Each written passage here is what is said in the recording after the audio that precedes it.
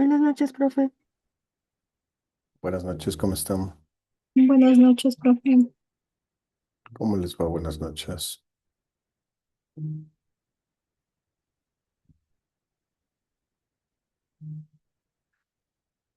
Bueno, vamos a empezar la clase. Magister, Mm, buenas noches. Hola, Mari, ¿cómo estás? Buenas noches. Bueno, ah, gracias por asistir a esta clase. Tengo algunas cosas que contarles, así que quisiera un poco de su atención. Bueno, por un lado, eh, hemos ido implementando, creo que las tres últimas clases, una nueva metodología eh, de participación en la clase. Y en ese sentido también vamos a hacer un cambio precisamente en la cátedra, vamos a hacer un cambio también de la metodología. Ustedes la pueden buscar en internet, se llama metodología de clase invertida. De hecho, es una de las mejores metodologías, les comento. Y yo soy un partícipe de esa metodología y les soy honesto, sí demanda igual, al igual que hacer las evaluaciones, los quiz, demanda también la metodología de clase invertida, demanda también un esfuerzo adicional, pero creo que es importante. Definitivamente, en este último tramo del semestre me parece que es crucial empujar, y voy a ser muy claro, muy específico, empujar porque creo que hay estudiantes que no asisten a clase, no encienden las cámaras, no participan en el aula. Entonces, y eso se contrarresta con evaluaciones que de alguna manera o mágicamente o con inteligencia artificial o no sé, no sabemos. Mm. Pero sacan excelente nota. Entonces, en, digamos, mi idea es un poco trabajar eso. Entonces va a haber algunos cambios en esta asignatura. En todas mis cátedras está habiendo estos cambios. De hecho, me sorprendí, por eso les escribí al grupo quién expone. Eh, pero de todas maneras les comunico un poco eso, porque es importante. Y esto, digamos, en ese sentido no hay ningún inconveniente para los estudiantes que encienden las cámaras, que participan, pero sí, y digamos, es un llamado de atención para los demás. Entonces, va a haber un seguimiento, digámoslo así, va a ser un seguimiento muy exhaustivo, porque eh, es necesario que estemos todos. Eso. Entonces, em, ¿qué más contarles? Eso quería contarles un poco. He contado con todas las aulas desde, digamos, de todos los semestres. Y en verdad que quizás fue por lo del fútbol, el bajón del jueves, creo que jugó el viernes. No tuvimos, o al revés, creo que fue. No recuerdo muy bien, pero creo que se nos pasó. Pero bueno, antes de empezar la clase, también es importante un poco explicarles a ustedes digamos, la metodología de la clase invertida que les decía yo. Y que no sé si es que ustedes la están trabajando ya con otros docentes. Les soy sincero, no desconozco. Si lo están haciendo, me parece espectacular. Si no lo están haciendo, de igual manera, cada docente tiene su metodología, por eso se llama libre cátedra. Pero de todas maneras, a mí me parece, como les digo, crucial el tema de trabajar la clase invertida. Y les voy a contar un poco de qué se trata esta metodología. Voy a entrar. Me parece que Pablito digo, Jameson, estaba entrando a la clase. Ah, es Carlos. Ya. Emily, te voy a poner de coanfitriona para que puedas recibir a tus demás compañeros y compañeras. Em, y si no, pues también. Eso yo creo que a mí me parece que es importante que siempre estén dentro, digamos, si se salen por temas de conectividad y todo, no hay ningún problema para mí que puedan ingresar o no. A veces se les cae la conexión y vuelven a ingresar. Pero bueno, entonces lo que les contaba es que eh, la idea de esto es reflexionar sobre esta metodología que nosotros vamos a aplicar en esta clase. Con frecuencia se piensa que la clase invertida consiste simplemente en que el docente deja exponer a los estudiantes para realizar presentaciones. Y ellos, digamos, los estudiantes pasan a realizar sus presentaciones, las exponen, ¿no? Pero la clase invertida implica algo mucho más profundo, porque supone transformar la manera en que nosotros entendemos el aprendizaje. Y en este modelo, en este Flipped Classroom o clase invertida, eh, el conocimiento no se transmite de forma unidireccional, sino que se construye de manera activa, crítica y colaborativa. Eso significa que ustedes, como estudiantes, asumen un papel protagónico en el proceso educativo. Investigan, analizan, contrastan, revisan información, eh, dialogan con sus compañeros y producen además conocimiento. Y el rol del docente es, en cambio, acompañar, orientar, problematizar y facilitar ese proceso. Entonces, cuando realizamos exposiciones, en el caso de ustedes, debates, actividades colaborativas, o yo les pregunto en el aula, el objetivo no es reemplazar la clase o la cátedra del docente, eh, sino el propósito es generar espacios de reflexión, argumentación y construcción colectiva del conocimiento. ¿Para qué? Para que cada uno de ustedes puedan desarrollar competencias de análisis crítico, de comunicación y de trabajo colaborativo. Esto subrayo, trabajo colaborativo. Y en la educación superior nos exige aún más, porque la idea no es memorizar contenidos, sino que nos invita a pensar críticamente, a investigar, a dialogar y a construir conocimiento con los demás. Entonces, esa es precisamente la esencia de la clase invertida y el sentido pedagógico de las actividades que vamos a ir desarrollando en esta recta final de la clase. ¿De acuerdo? Entonces yo les invito a asumir sobre todo el proceso no como una obligación académica, sino como una oportunidad para convertirse ustedes en protagonistas de sus propias clases, de su propia formación profesional. Ya está en sexto semestre, está a un paso, un año de egresar. Y por otro lado, como les decía al inicio, la idea es ayudar. Yo le denomino ayudar, pero también le puedo denominar forzar, ¿no? Forzar a quienes no asisten a clases, no prenden las cámaras, no interactúan. eh, y por lo tanto, la idea es como empujarles a que participen en clase, porque de alguna manera también para las demás personas es un poco injusto que las clases estén, digamos, constantemente asistiendo, prendidas las cámaras, contestando las preguntas y que, digamos, los compañeros no aparezcan, no estén presentes. Salvo excepciones que tengan justificaciones, pero tomemos en cuenta que coordinación envía un correo para que los estudiantes reconozcan su derecho y su deber de estudiar en el horario asignado, que es de 7 a 10 de la noche. Ok, dicho eso, vamos a empezar con nuestra exposición, la clase de hoy.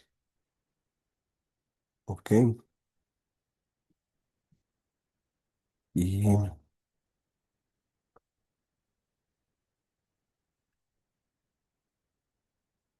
y vamos a hacer un pequeño receso para un pedido de coordinación a las 8:15, me parece que haremos, quizás en una hora. ¿Ya? Ok, vamos a compartir un poco la diapositiva.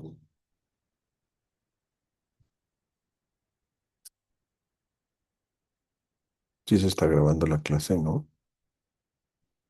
A ver. Sí, Sí, profe. gracias. Sí,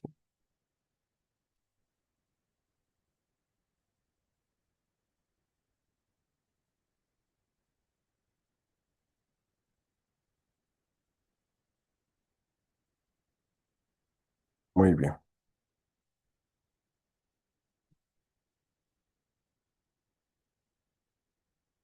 ¿Puedes leer, Noelia, la diapositiva del título de la clase de hoy? Aquí estamos. Sí, profe, buenas noches y compañeros. Dice diseño de proyectos etnográficos virtuales, de la teoría a la práctica en contextos digitales. Perfecto. Ok. Estamos en nuestra semana 13 y yo quiero empezar siendo honesto con ustedes. Hoy jueves ha sido el día de honestidad académica, de desdoble compartimentado. Y quiero empezar, digamos, con algo que es importante, es decir, em, ustedes en este momento, semana 13, ya no están en el terreno de las definiciones teóricas, porque ustedes ya saben a estas alturas del partido qué es la etnografía digital. Ya distinguen la observación participante de la no participante, ya han abordado y hemos abordado juntos los conceptos de Hain, de Hunts, sobre las comunidades virtuales, ¿no? Entonces, lo que tenemos esta semana 13 es más distinto porque nos toca diseñar, es decir, pasar de entender conceptualmente a construir un proyecto que sostenga metodológicamente nuestra hipótesis y de manera ética y práctica. Entonces, esa es la exigencia de esta sesión. Y por eso yo les pido que la veamos siguiendo, no como quien escucha una clase más, sino como quien está a 2 o 3 semanas de tener que entregar algo concreto, ¿sí? Que es la SF2. ¿De acuerdo? Entonces, eh, el título de hoy es súper sencillo, pero engañoso, ¿eh? Porque dice diseño de proyectos etnográficos virtuales. Yo le digo engañoso porque suena como a receta, ¿no? Así como diseño de proyectos, como cuando diseñas un tríptico, así como titular, cuerpo, tipografía, ¿no? Entonces, pero diseñar un proyecto etnográfico digital no es llenar un formulario, sino es tomar una serie de decisiones metodológicas que van a determinar qué pueden y qué no pueden decir después con sus datos que están haciendo en la investigación.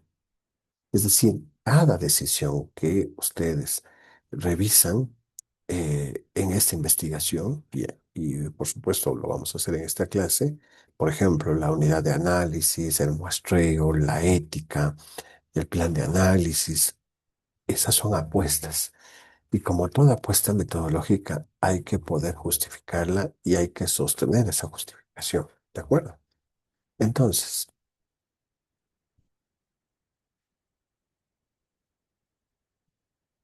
esa, digámoslo así, transición de la teoría a la práctica es exactamente el salto que yo les invito a que ustedes den, porque en las próximas semanas van a entregar un producto muy potente. Durante el curso, nosotros hemos construido el aparato conceptual, es decir, campo, etnografía digital, comunidad virtual, hibridez online, ¿sí? Hoy ese apartado deja de ser un fin en sí mismo y se convierte ya en una caja de herramientas. La pregunta que quiero que tengan en la cabeza en este momento, en su mente, durante esta sesión, no es qué significa esto, sino cómo yo uso todo lo que ya sé de etnografía virtual para diseñar el proyecto, ¿de acuerdo? Y mis futuros proyectos, probablemente hasta la tesis, ¿de acuerdo? Entonces,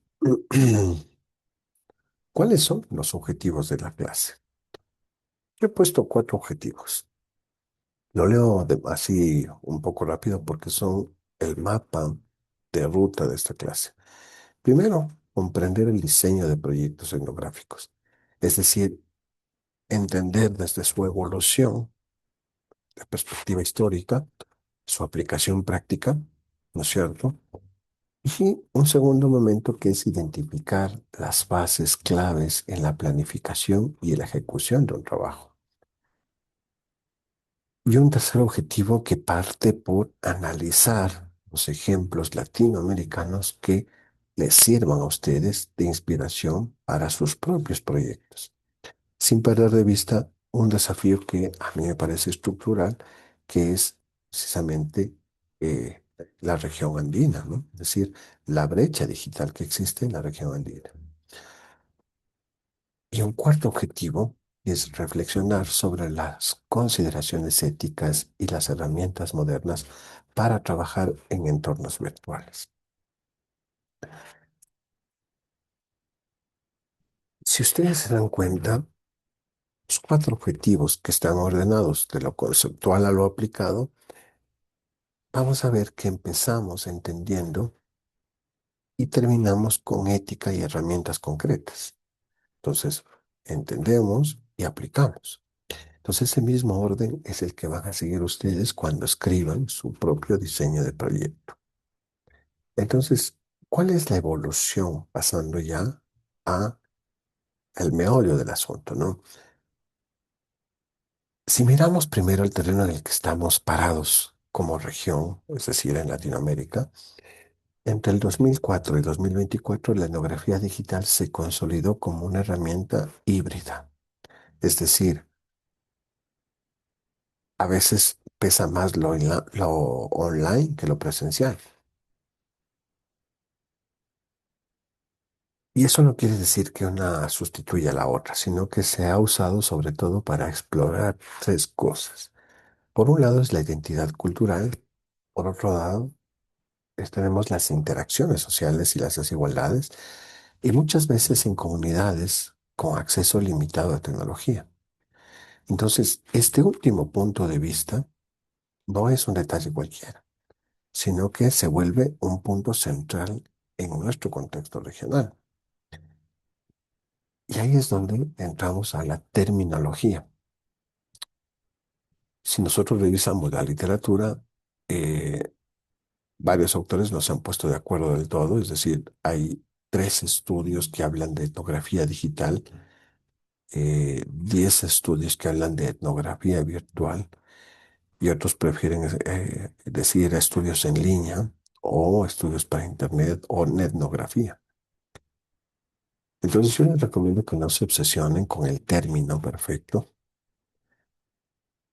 pero sí les pido que sean consistentes, es decir, elijan uno y justifíquenlo y usen ese término todo el trabajo, ¿de acuerdo?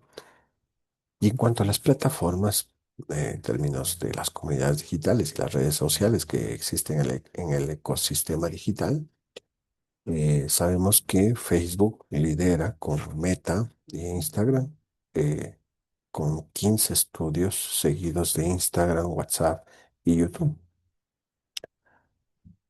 Y ese dato ya empieza a sentirse un poco desactualizado.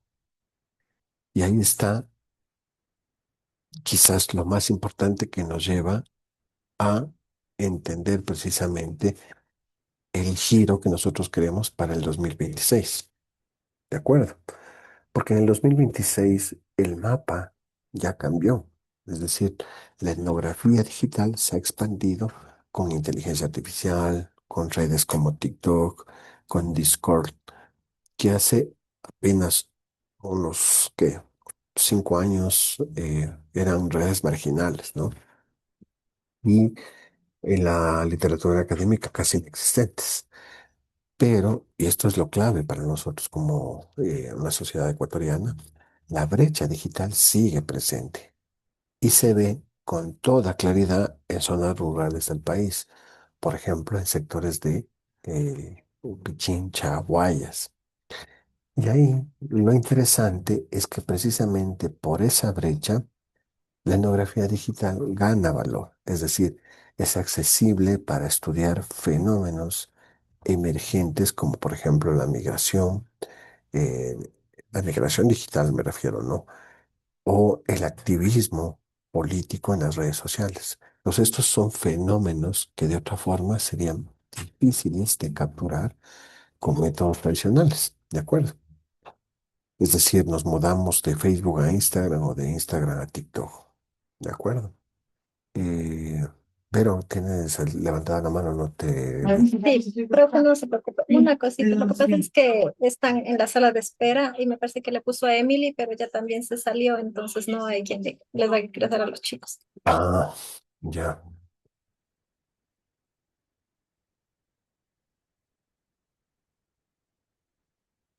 gracias. Vamos a ponerle a la Carlita como anfitriona.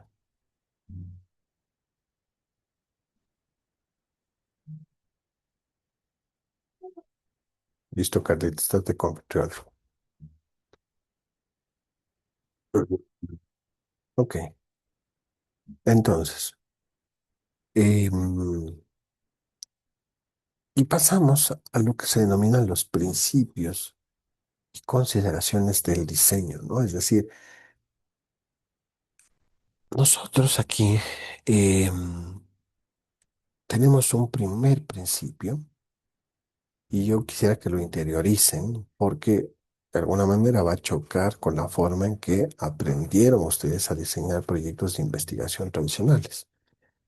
El diseño de un proyecto etnográfico virtual tiene que ser flexible porque el campo no es un lugar fijo. Es decir, uno puede delimitar de antemano en un mapa, como cuando vas a a una comunidad física, ¿no? A un pueblo, y delimitas esa comunidad. Sino que el campo emerge de las prácticas digitales. Entonces ustedes no van a decir, eh, mi campo es este grupo de Facebook, ¿de acuerdo? Carlita, ¿estás por ahí? Sí, profe, sí estoy. Vaya, es que por ahí está gente en espera. Pero, profe, es que yo estoy conectada desde mi teléfono y no me sale que alguien está en la sala de espera. Ah, bueno, ya, ni modo. Ok. Em, Se me perdió. Justo por eso me gusta poner gente que esté, digamos, en la administración, porque si no se me cablea y me hago un cortocircuito. A ver, me quedé en... Ya. Em, Vamos a recapitular un poco esta parte, porque me parece importante.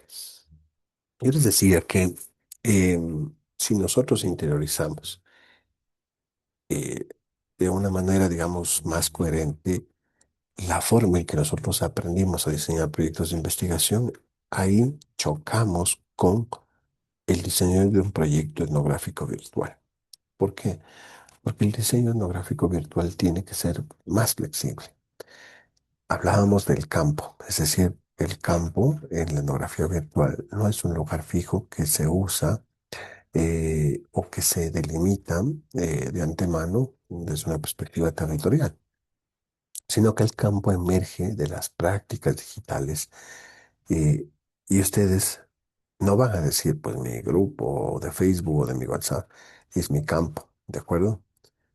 Porque no se van a quedar ahí para siempre, sino que el campo se va reconfigurando según cómo la comunidad se vaya moviendo y migre de plataforma en el cambio de esa dinámica. Dicho de otra manera, en los grupos de familia les mandan un enlace a TikTok o a YouTube para que vean un video y se vuelca, se migra a ese momento y regresa. Entonces no es un campo delimitado, ¿de acuerdo? Pero claro, hay temáticas comunes y el esqueleto metodológico. ¿Por qué? Porque las temáticas que dominan la producción reciente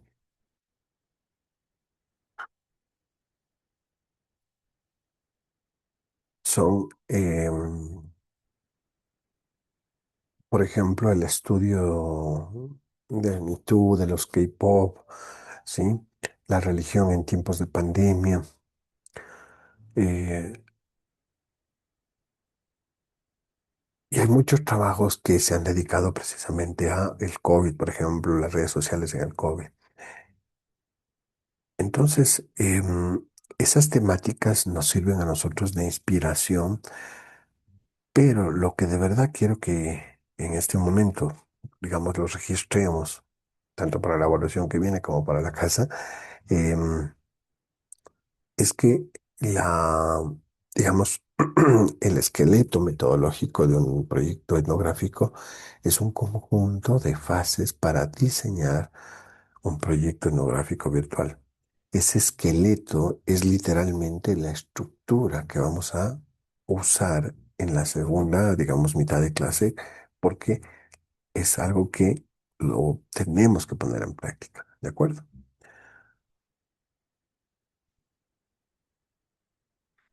Entonces,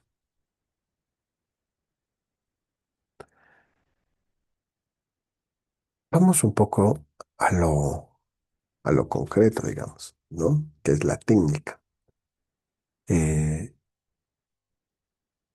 ¿Cuánto? Quiero tomar un cafecito. Espérame un segundito.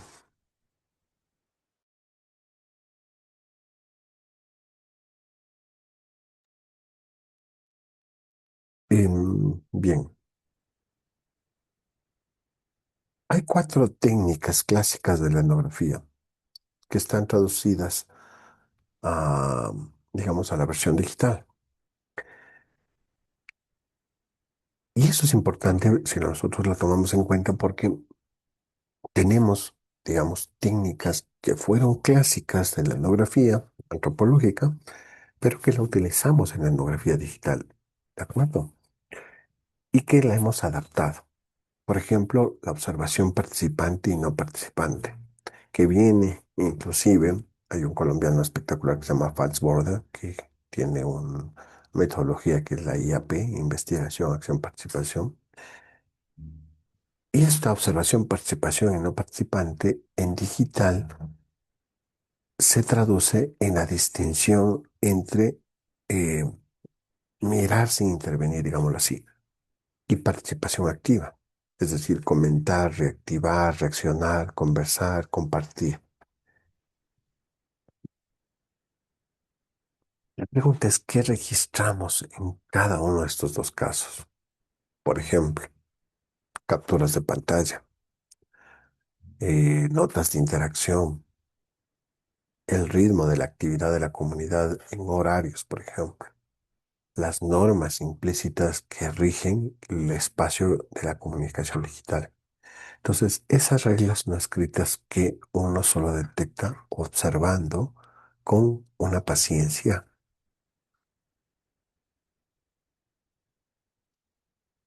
de investigador, ¿ok? Pero también en las herramientas de la etnografía tradicional tenemos las entrevistas y esas nos va a servir un montón. Probablemente en su proyecto ya estén aplicando eso, y pueden ser a través de una videoconferencia, una videollamada, un audio, un voice note, un chat, un texto, mensajes directos, pero es importante que, pongámosle un ojo, que con algo que se nos escapa fácilmente, es que en digital también hay que observar el contexto, es decir, el tono con que alguien escribe, las pausas antes de responder, los emoticones que utiliza, lo que se ve de fondo en una videollamada, el entorno físico del entrevistado. Todo eso es un dato. Y nosotros como etnografía virtual debemos registrar, porque no es ruido, sino que es un dato importante que nosotros debemos registrar. ¿De acuerdo? Em, y por otro lado tenemos el análisis documental. Aquí el corpus ya es mucho más amplio, porque nosotros ahí en el análisis documental metemos todo lo que son los posts, las historias, los comentarios, las reglas del grupo, las preguntas frecuentes, los mensajes fijados, las biografías de perfil, ¿cómo se denominan esto? Los hashtags, los memes, los stickers, las capturas de pantalla y cualquier otro tipo de analítica que se pueda, digamos, registrar y que esté disponible. Ese es un análisis documental, pero el documento ahora ya es nativo digital, ¿de acuerdo? Y entonces, ¿cómo hacemos el análisis de las redes?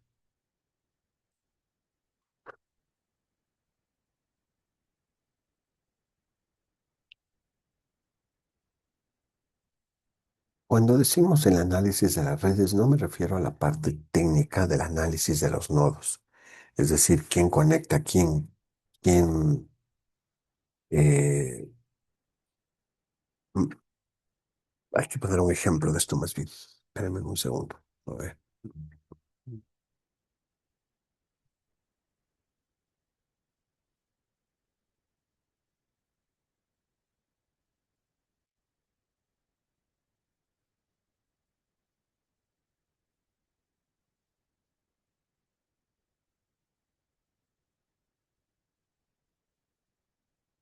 Sí, hay uno.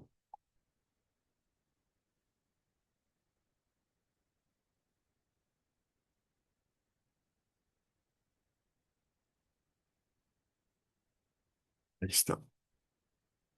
Muy bien. Em,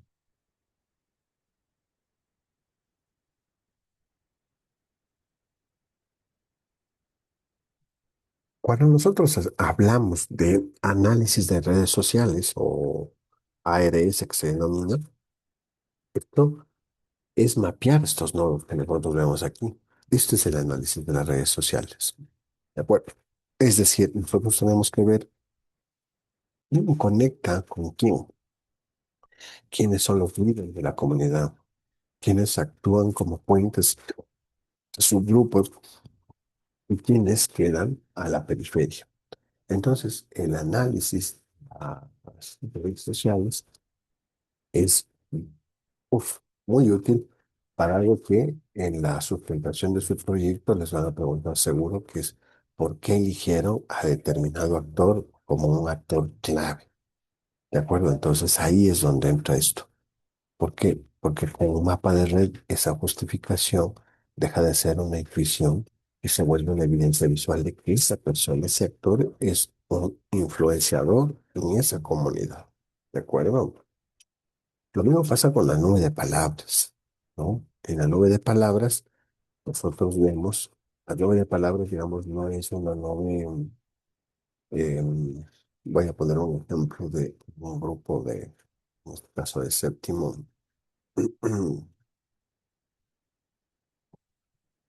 este justo,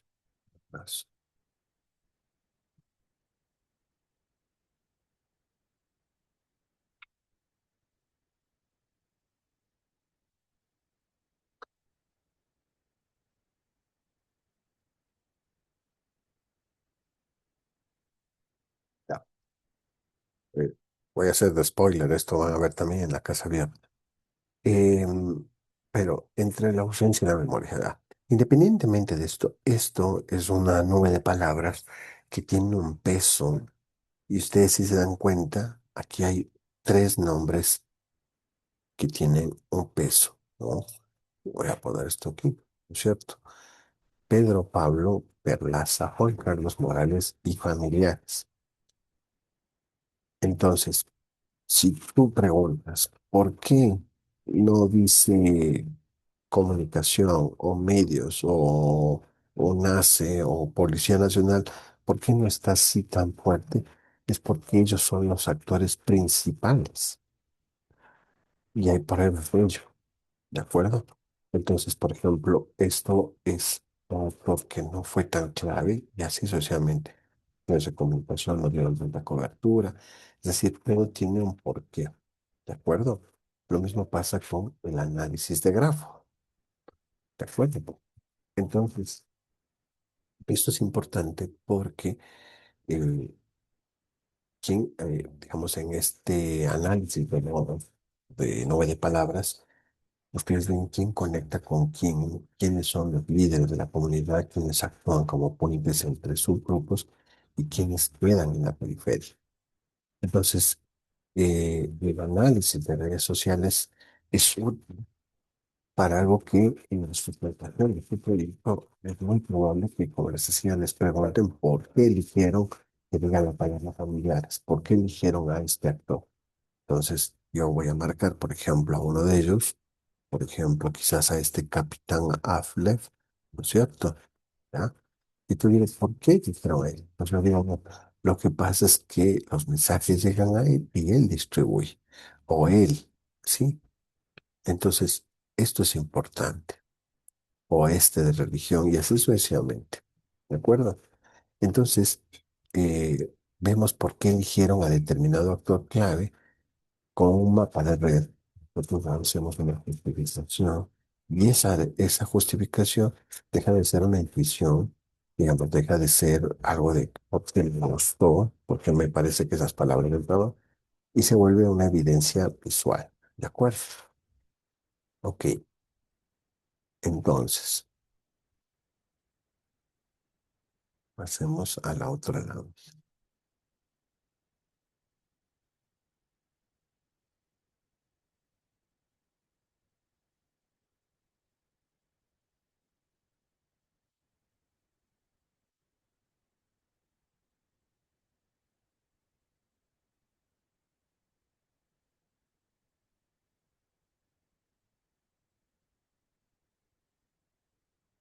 Ya vimos esto, ahora vamos a ver la delimitación del campo digital, ¿de acuerdo? Y nosotros en la delimitación del campo digital eh, entramos ya, cuando hablamos de eso, entramos ya al esqueleto metodológico propiamente dicho. Yo te doy un cafecito siempre caliente. Y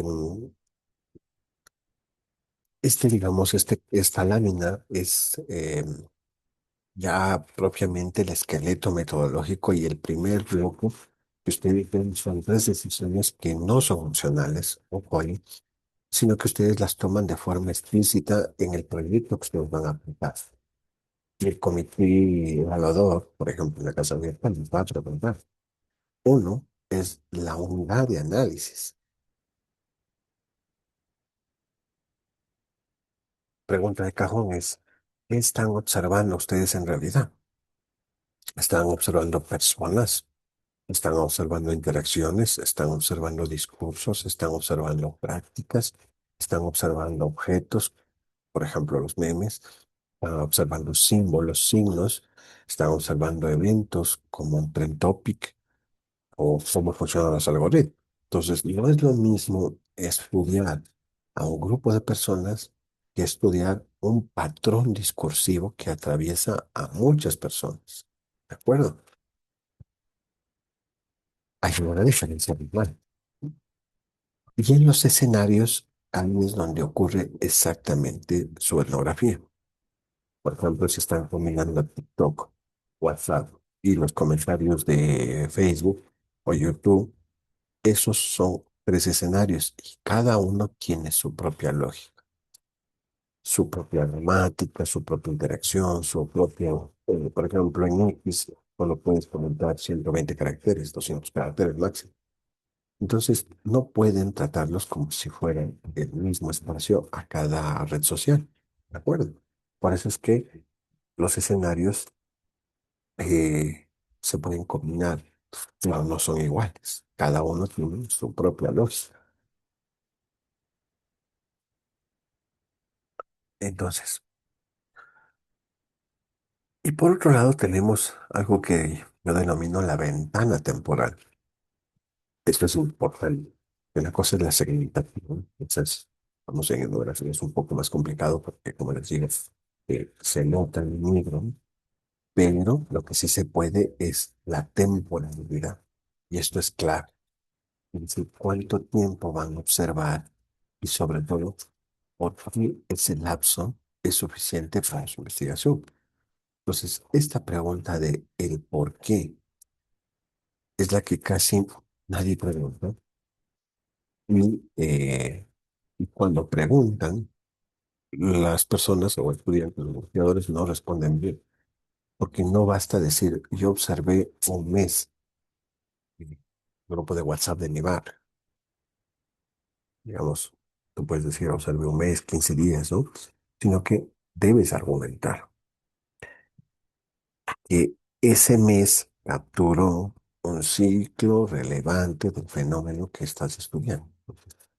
Eh, puede ser un mes, pero ¿por qué? Porque ese mes fue relevante, ¿de acuerdo?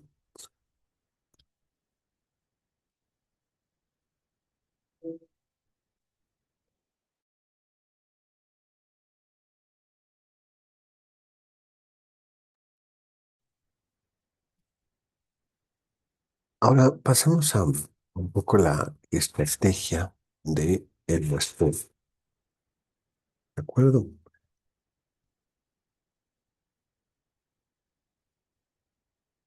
Bien,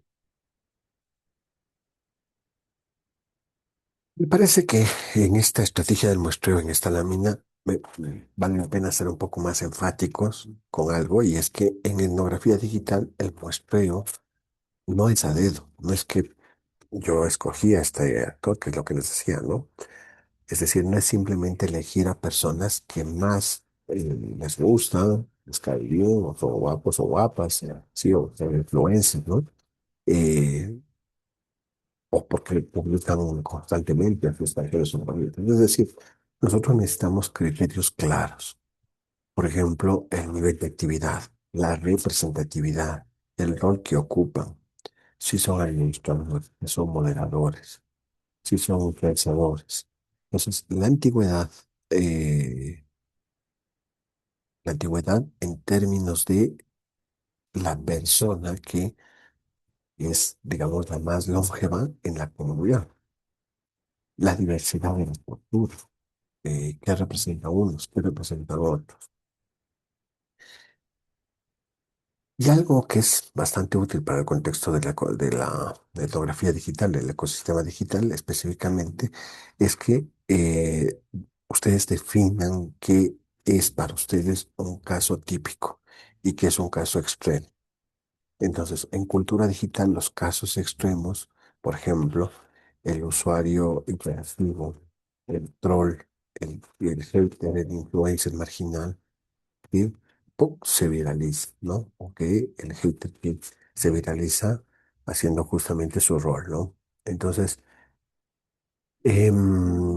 estos suelen ser, digamos, reveladores, son los que nos revelan y muchas veces lo revelan más que el promedio porque no pasan constantemente y tú logras capturar eso y te revela importante información. Y esa importante información nos lleva a nuestra siguiente lámina, que es, en cambio, la ética digital. Porque, claro, nosotros pasamos por algo que es súper clave, que es la ética digital.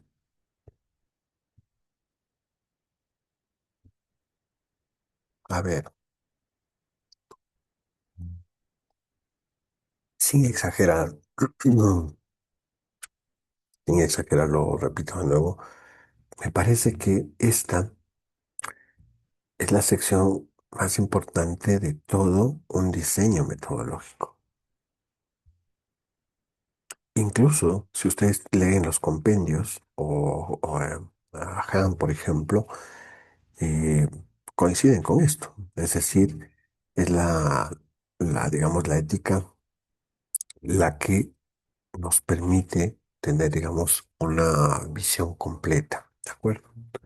Entonces, la ética digital no es un párrafo que lo ponemos de relleno al final de la investigación o del proyecto de la SF2, sino que es una arquitectura de decisiones que ustedes van tomando en el desarrollo del proyecto. Por ejemplo, hay un texto, dicho sea de paso, y un texto espectacular, por ejemplo, para este punto, que es el público versus privado. Y en interés se lo puedo pasar. Se llama La tragedia del copyright. Es un libro espectacular. Porque no es lo mismo un grupo cerrado de Facebook que una sección de comentarios abiertos. Entonces, la expectativa de privacidad que tienen los usuarios cambia radicalmente entre uno y otro. Y eso condiciona que ustedes puedan usar algo sin pedir permiso o con el permiso explícito del participante. ¿De acuerdo?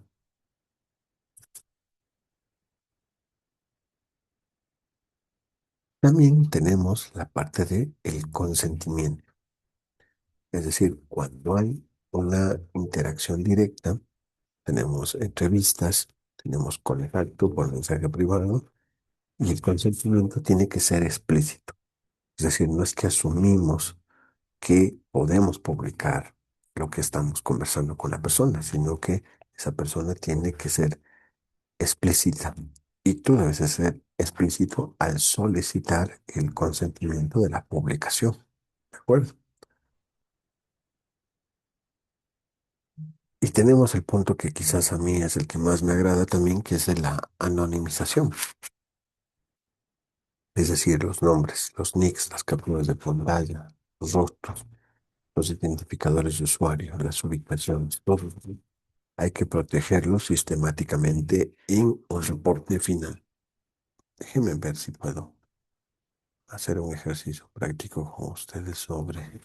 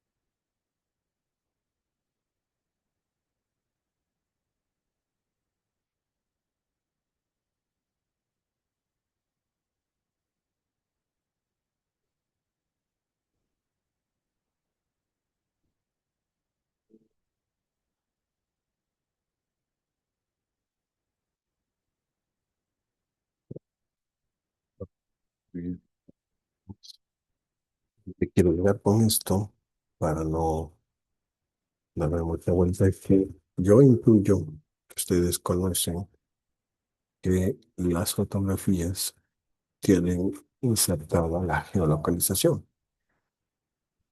Y por lo tanto, cuando ustedes comparten fotografías, pueden verse dónde fueron tomadas.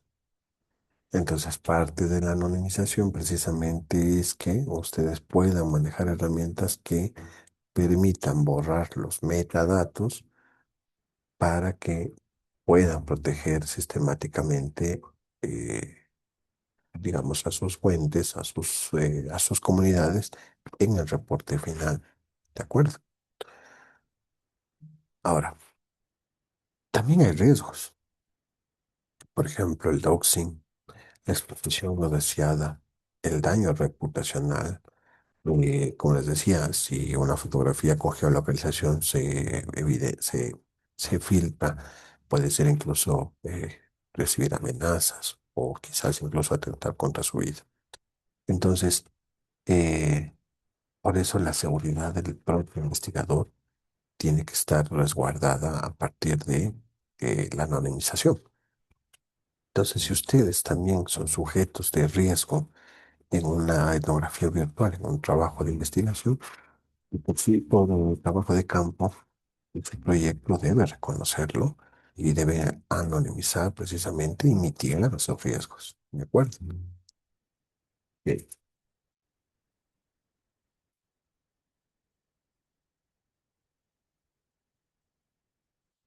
Hoy particularmente estoy que me queman los ojos. Ahora bien,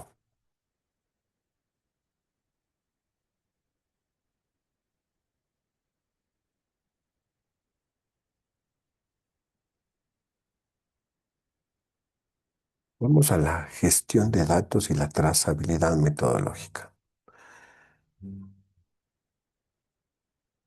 Dos elementos que creo que quiero que incorporen desde ya en su flujo de trabajo investigativo de la SF2. Y desde ya digo, no, es importantísimo, es la carpeta de evidencias. eh, es decir, cada pieza de evidencia que recojan, ustedes deben llevar eh, a- en términos de el registro de la fecha, el lugar, el link, el identificador, la captura correspondiente. Y si se puede, una nota interpretativa breve escrita en ese mismo momento, es decir, no reconstruida después, así como si me acuerdo, sino en ese mismo momento. Esa nota interpretativa es lo que después les va a permitir escribir el análisis sin perder el matiz del momento en que ustedes observaron algo. ¿De acuerdo? Por eso es importantísimo, incluso si tienen la autorización, grabar, porque eso les va a permitir recordar lo que ustedes están viviendo en ese momento.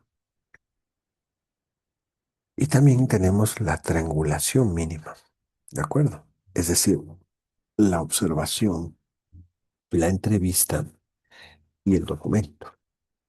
Aunque a veces el documento es una sola pieza, necesita esta triangulación, es decir, los tres tipos de evidencia para que su interpretación tenga una solidez, una robustez metodológica. Un solo, digámoslo así, un solo tipo de dato, por más chévere que sea, por más rico que sea, deja de ser su análisis, digamos, más riguroso. ¿De y lo expone. Ahora bien, ¿cuál es el plan de análisis, ¿no? O sea, como les decía al inicio de la clase, ¿no? Esta es una clase poderosísima porque pasamos de la teoría a la práctica, ¿no? Y, y claro, cuando hablamos del plan de análisis, ahí está el punto donde muchos proyectos de gráficos digitales se quedan cortos, digamos, se quedan en la pura descripción. Y casi siempre pasa eso. Yo lo reviso constantemente trabajos, no solo de ustedes, sino hay un montón de alumnos por ejemplo, de la Universidad de las Filipinas, y veo que siempre están en el tema de la descripción. Entonces, y describen, ¿no? Vi que el usuario publicó esto, ¿no? Pues describen qué hacen, ¿no? Para evitar eso, ustedes necesitan una matriz de categorías que organice su mirada de manera analítica desde el principio. Yo les propongo cinco categorías, ¿no? Normas y rituales que se permite que se sancionen en esa comunidad digital. Identidades, cómo se presentan las personas en una comunidad digital. Lenguajes y símbolos, por ejemplo, los memes, los códigos, los hashtags, eh, los administradores del grupo. eh, El poder, por ejemplo, cómo los administradores, cómo ver el algoritmo, dónde aparecen silencios o a veces expulsiones, dónde aparecen los afectos, cómo nace el humor, la ira, el cuidado, la venganza, el orgullo.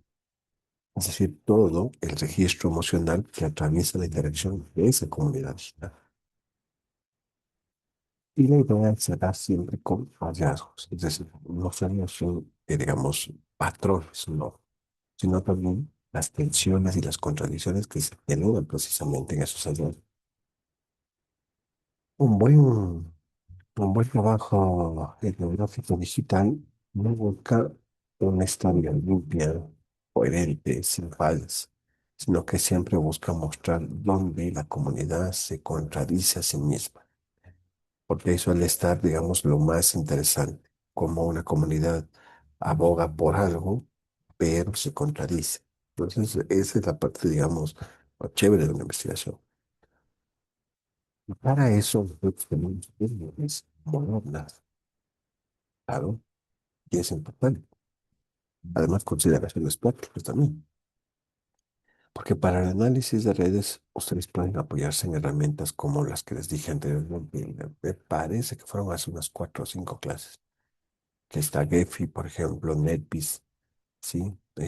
Para hacer grafos de Facebook, de Twitter, o por ejemplo, NetBeans.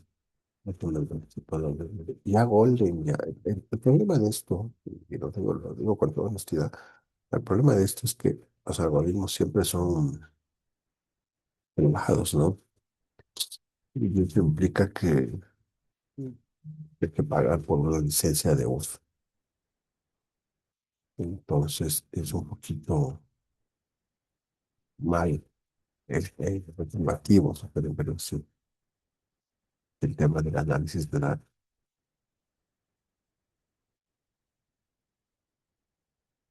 Veamos si podemos con Legoris. Ujú.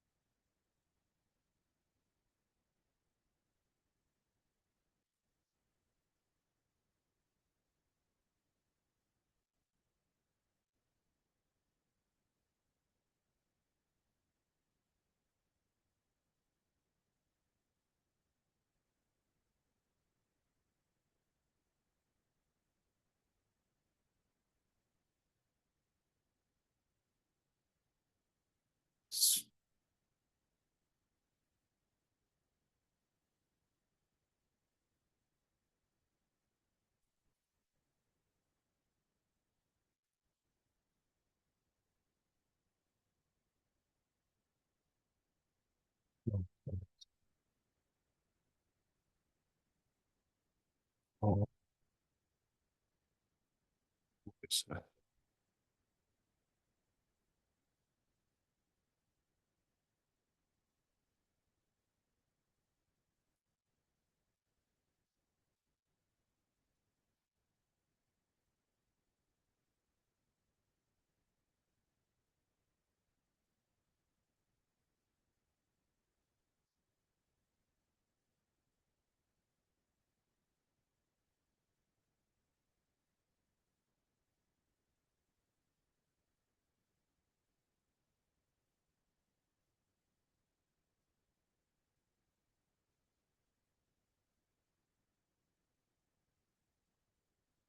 Sí, bueno, amigo Santi. No, tranquilo, no te preocupes.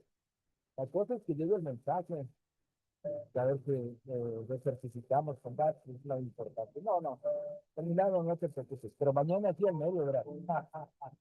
Ya voy a enseñar.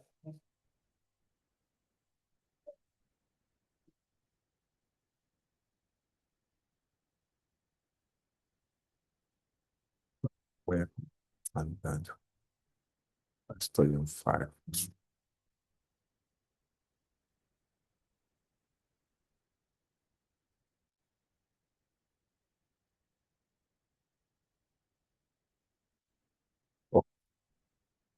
Estoy intentando ingresar a un análisis de datos para que ustedes puedan conocer una herramienta. Y les iba a decir la de Golden. ¿Sí?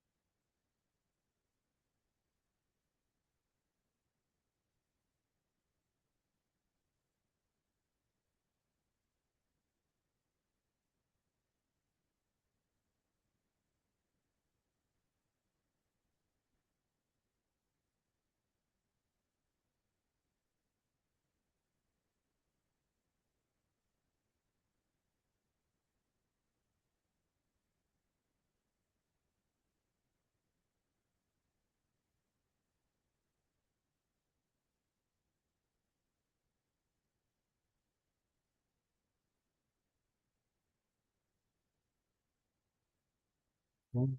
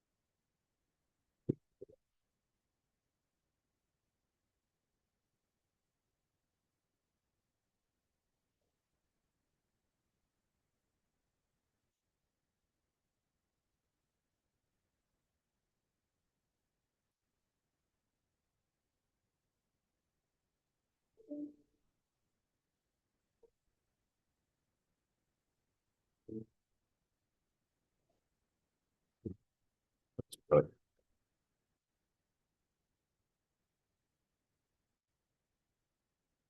queda de tarea revisar las herramientas para poder trabajar en la clase también las herramientas.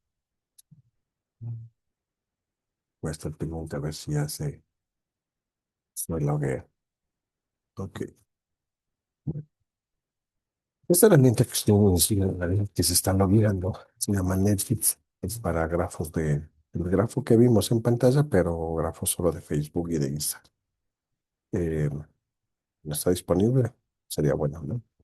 Pero también está Gephi, que es un software gráfico que es muy potente.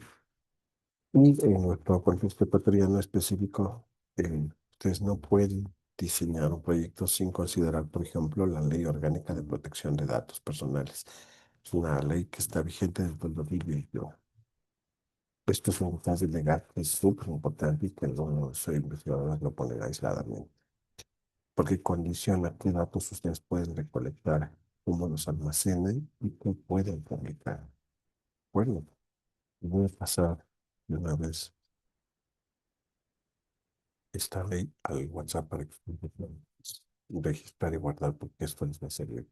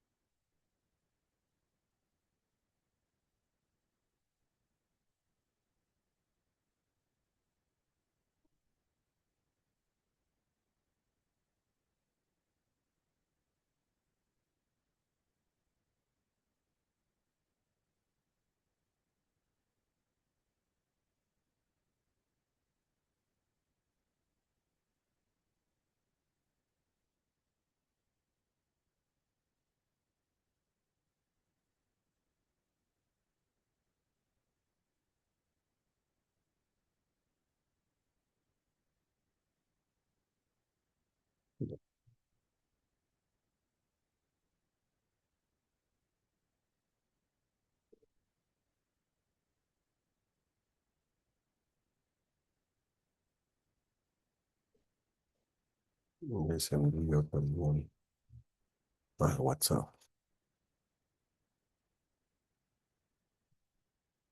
¿De acuerdo? Entonces, de la pantalla.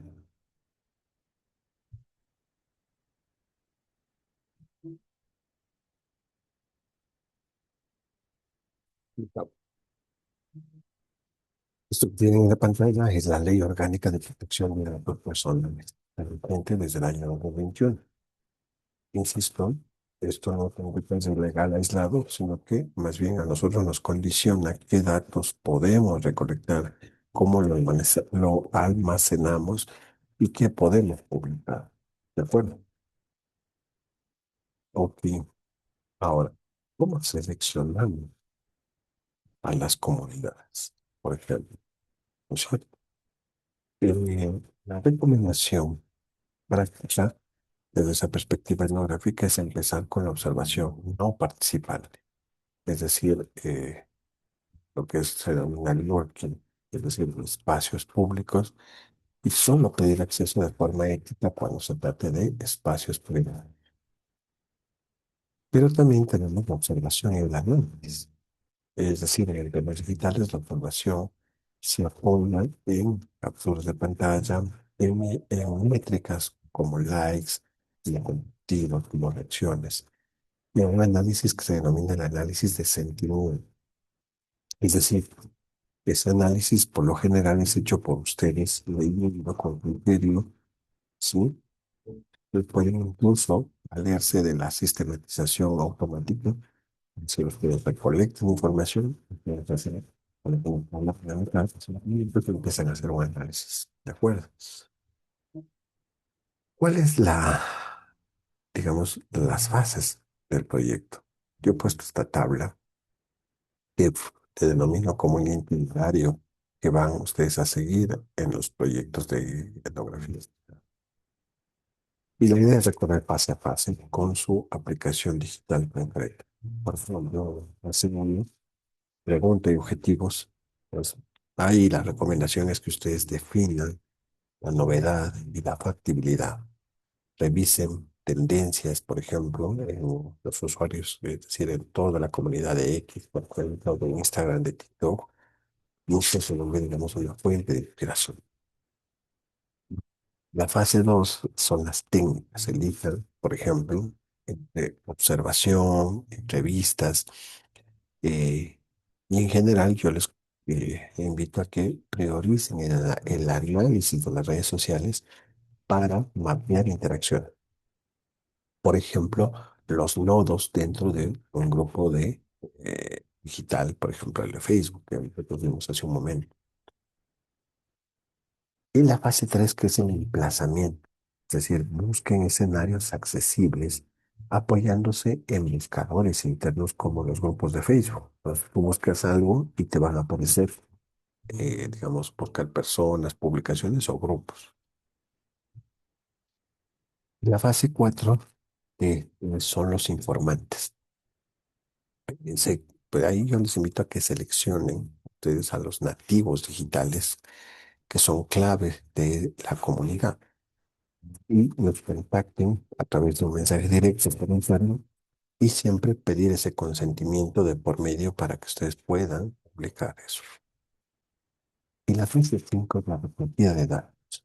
Que mantengan un diario de campo registrando, digamos que lo que se denomina el time y además las URLs, sobre todo para el contenido que puede desaparecer. Tenemos la captura de pantalla, el enlace y, por ejemplo, una historia desaparece. Por ejemplo, una historia desaparece en 24 horas. Em, la fase 6 es el análisis, es decir, busquen patrones usando modificación temática, ya sea manual o con un apoyo de software, por ejemplo, Gephi o el otro que está cargando hasta el momento, que no nos da, digamos, todavía, que no carga. No sé si, espérenme un segundo, tengo que autorizar a través de mi cuenta, ¿no? No veo que no me deje cargar.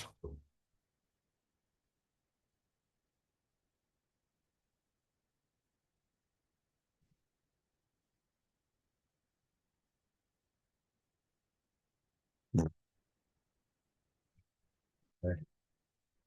este es otro, no sé por qué, pero me ha dejado un impacto que no me dejó.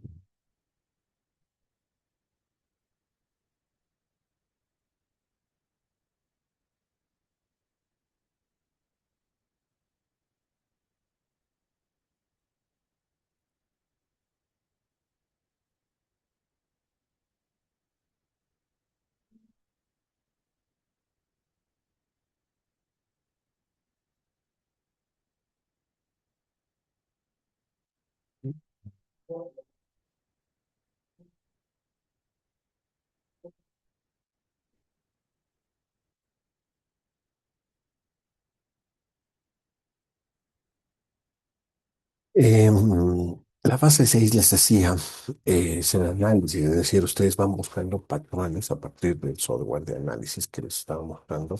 Y también lo pueden hacer a través de Excel, eso también es importante.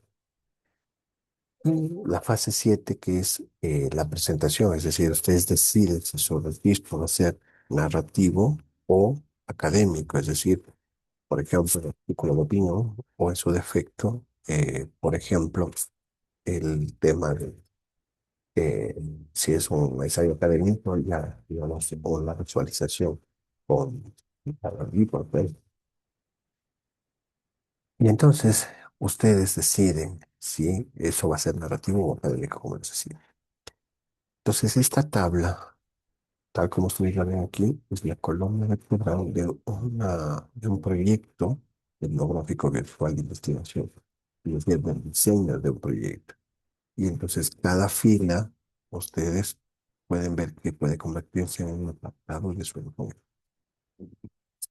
Ahora bien, ¿cuáles son las características claves para la fila virtual en la red social de TikTok? Cuando nosotros leímos a Heinz, por ejemplo, ella dice su formulación del año 2000 y después una revisión en el 2005, TikTok no es solo un lugar fijo, dice, es un flujo de videos, de sonidos, hashtag, y por lo tanto el campo emerge de interacciones algoritmos. Entonces la famosa eh, página para ti o este video es para ti, ¿eh? O sugerencia para ti o de comunidades temáticas para ti que se forman alrededor de esos flujos de interés. ¿De acuerdo? Pero también está la hibridez, es decir, tanto de lo offline con lo online. ¿De acuerdo?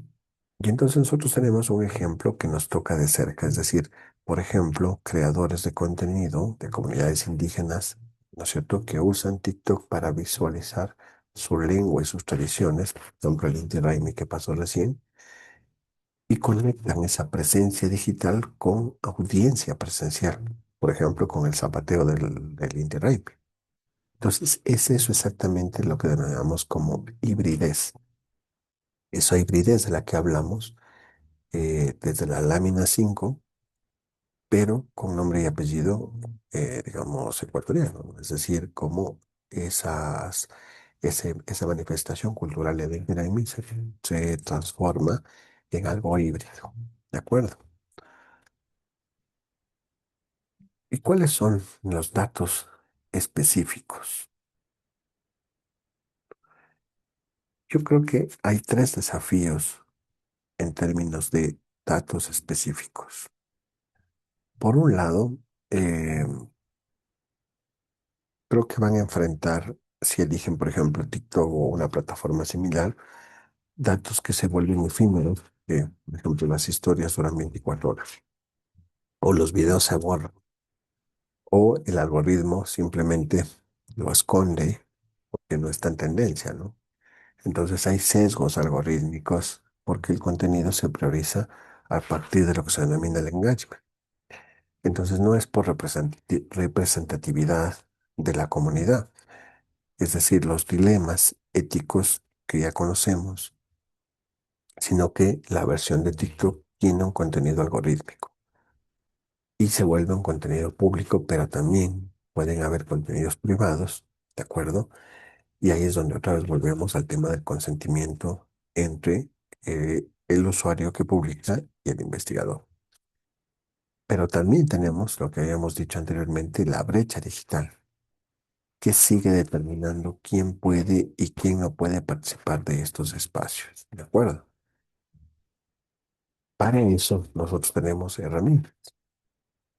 Para trabajar eso, por ejemplo, habíamos dicho que tenemos las capturas de pantalla, los TikToks, las analíticas, los algoritmos, que, por ejemplo, se dice scrapping ético, es decir, hecho manualmente o con límites claros también, ¿de acuerdo?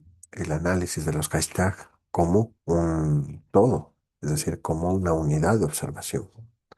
¿De acuerdo? Ok. em,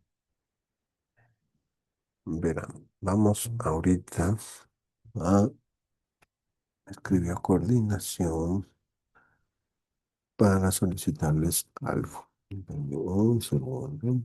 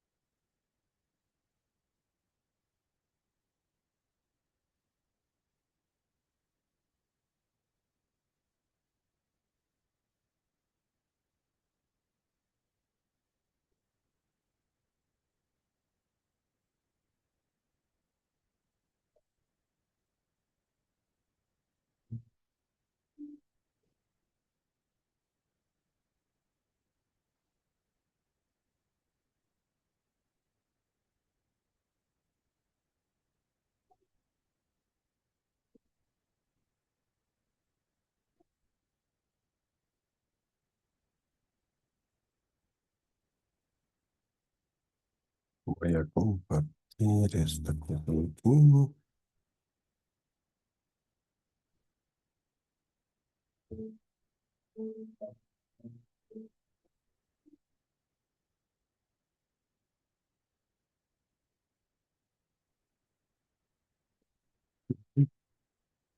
Aquí está. A ver, listo. A ver, y después, ¿qué será esto? Esa me preguntarás. Ok, bueno, les cuento un poco. Coordinación nos ha pedido que podamos compartir con ustedes una invitación que yo considero especialmente valiosa para quienes están interesados en, digamos, el campo de la comunicación desde la perspectiva más del periodismo, ¿no? La reflexión sobre los medios. ¿Por qué? Porque el Consejo de Desarrollo y Promoción de la Información ha extendido una invitación oficial a nuestra carrera para participar en el lanzamiento del nuevo número de la revista Enfoques de la Comunicación, cuya temática es desafíos para la libertad de expresión de la prensa. Insisto, esto no es etnografía virtual, pero de alguna manera, si a ustedes les interesa trabajar en temas de desafíos para la libertad de expresión, está bienvenido.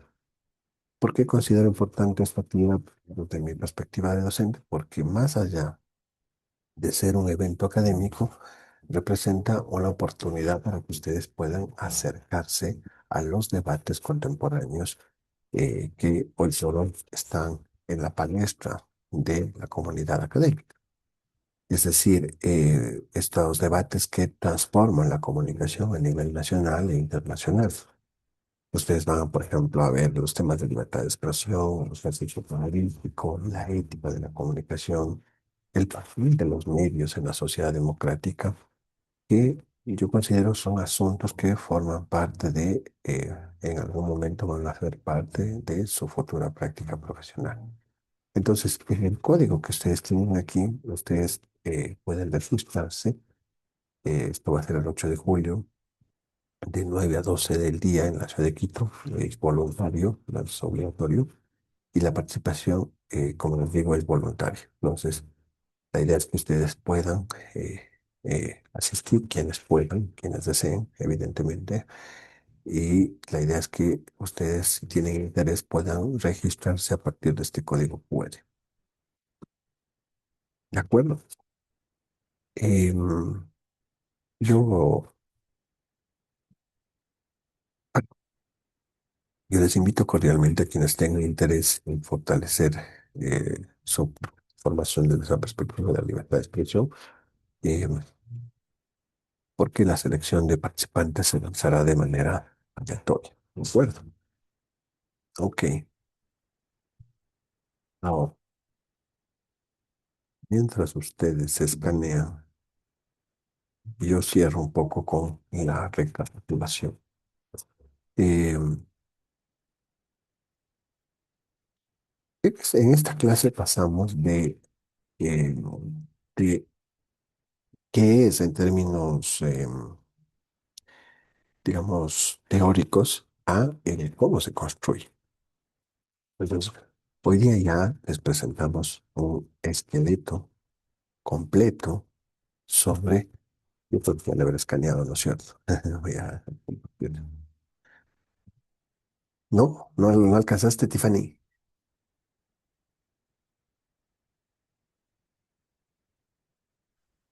Sí, profe, se alcancé. Igualmente ese código está en el grupo. Ah, buenas. ¿En cuál grupo? En un grupo que crearon con los estudiantes, los coordinadores. Coordinadores. O sea, profe, coordinación, o sea, Ah, el profe, el magíster Patricio y ellos crearon un grupo ya, con ya. Yo entendí. Yo digo coordinadores. todos los estudiantes de comunicación, entonces, Ah, ya, bueno. Chévere. Entonces, era que me digan antes. Bueno. em, bien. Voy a, en cambio, a mandarles la evaluación de la clase para que puedan desarrollar la etnografía. Aquí está.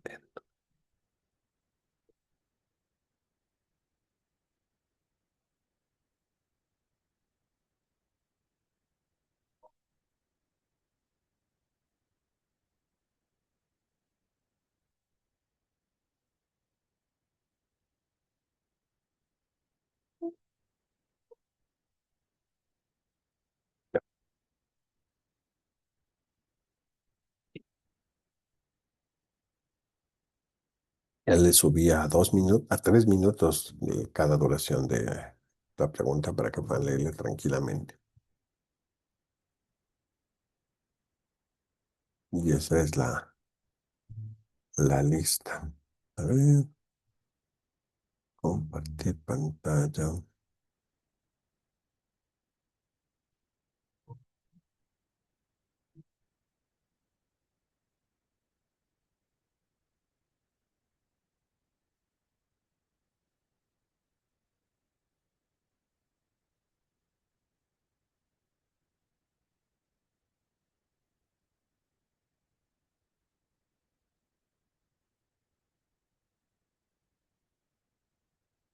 ¿Qué es esto que mandó la profe? A ver.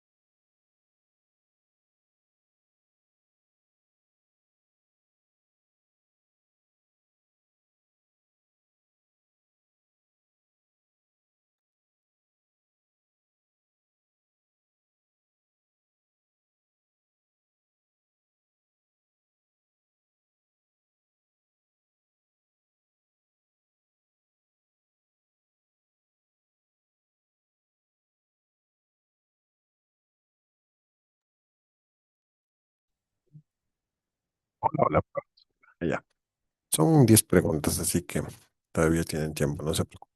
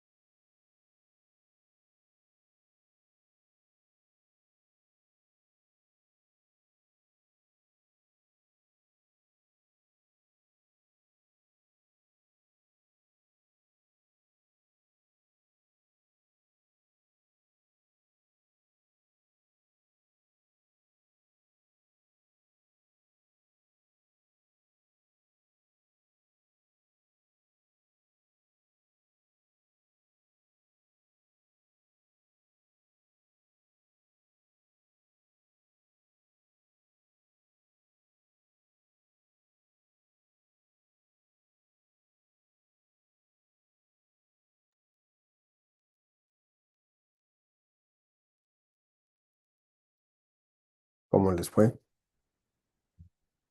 Todavía están en eso.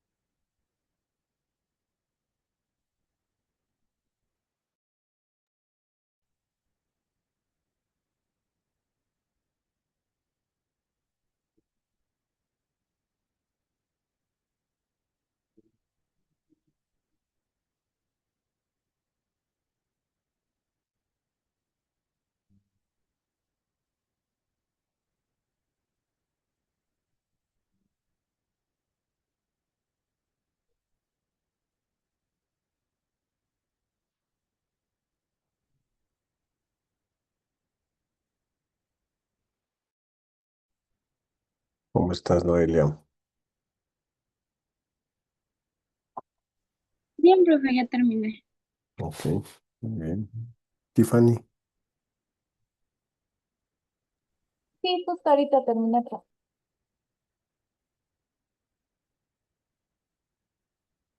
excelente.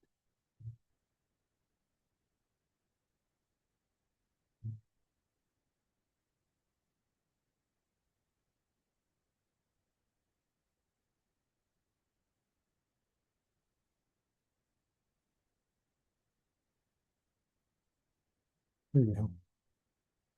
A ver, ¿quién no me está llenando? Muy bien. Stephanie, Ana María, Tiffany, Carlita, Ángela, Noelia y Natasha. Muy bien. Emi todavía está terminando, ¿cierto? Le falta mucho, Emi. No, dicen ya mismo. Ah, bueno. Madeleine, ah, ya terminaste. Alejandra también. Sí.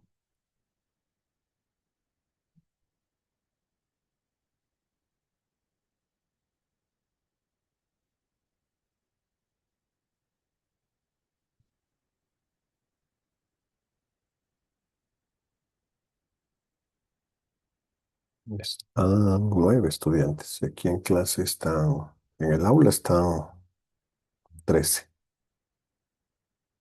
Bueno, menos yo, 12. Faltan 3. Faltan 2.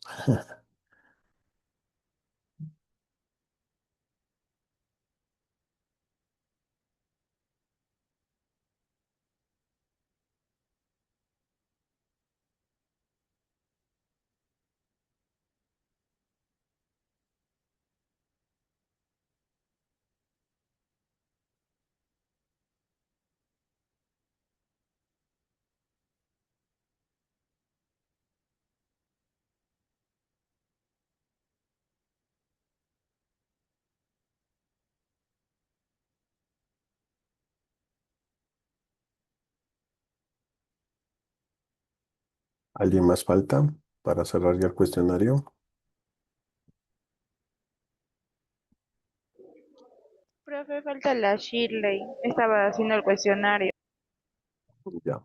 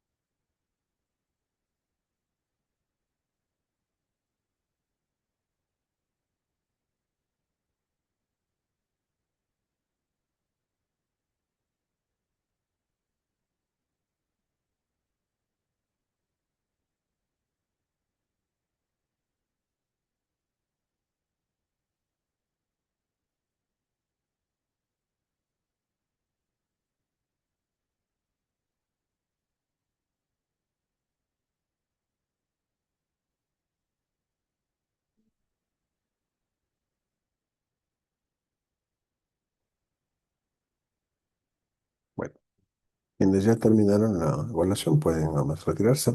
Agradezco mucho que estén en la clase. Voy a cerrar ya. Shirley, ¿ya terminaste? Estoy terminando, profe. Buenas Ya. noches. Buenas noches. Listo. Gracias, chicas y chicas, por más chicas, porque no apareció el Jameson. Mira, José. José se gusta, como me escribió por interno que no podía. Tenía un tema laboral. Bueno, también quiero aprovechar a ver de una vez. 8 12 8 8 8 8. Justo, Shirley. A ver.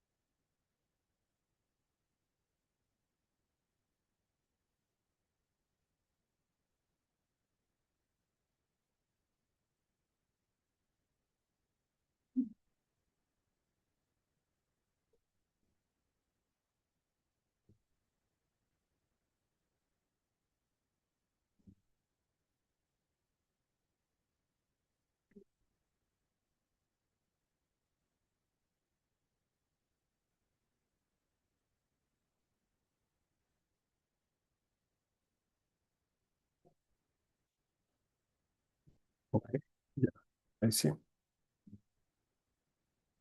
Listo, chicos y chicas. Una bonita noche. Procedo a cerrar la clase. Muchas gracias. Gracias, Tiffany. Gracias a Aisha. Profe, no cierre porque me falta todavía terminar el quiz. Es que a mí se me detuvo el internet. Ah, bueno. Ok.